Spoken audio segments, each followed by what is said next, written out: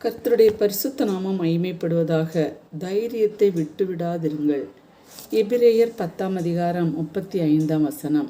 மிகுந்த பலனுக்கு ஏதுவான உங்கள் தைரியத்தை விட்டு விடாதிருங்கள்.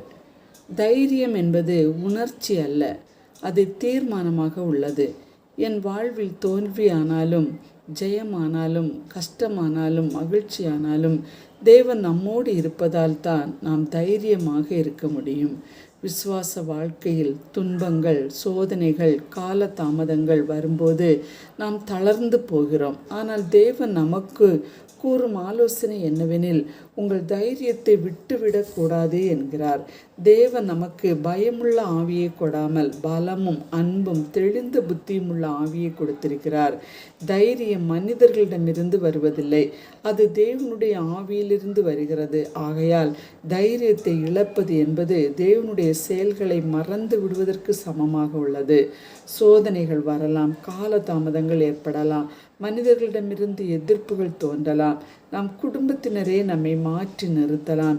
இவை அனைத்தும் நமது தைரியத்தை இழக்கச் செய்யும் சூழ்நிலையாக இருந்தாலும் கர்த்தர் கூறுகிறார், நீ தைரியமாயிருந்தால் உனக்கு மிகுந்த பலன் உண்டாகும் என்கிறார். பவுலடிகளார் கூறும்போது, நீங்கள் தேவனுடைய சித்தத்தின்படி செய்து வாக்குத்தத்தம் பண்ணப்பட்டதை பெறும்படிக்கு பொறுமை உங்களுக்கு வேண்டியதாக இருக்கிறது என்கிறார்.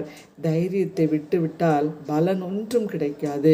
கிறிஸ்துவில் பிரியரே, அப்போஸ்தலனாகிய பவுல் சிறையில் அடைக்கப்பட்டிருந்தார். அடித்தார்கள், துன்புறுத்தப்பட்டார்கள், நாடு கடத்தப்பட்டார். இறுதியில் அவருடைய ஒருவர் கூட இருக்கவில்லை என்று கூறுகிறார். எனினும் அவர் தைரியத்தை விட்டுவிடவில்லை, யாராலும் எடுத்துக்கொள்ளவும் முடியவில்லை.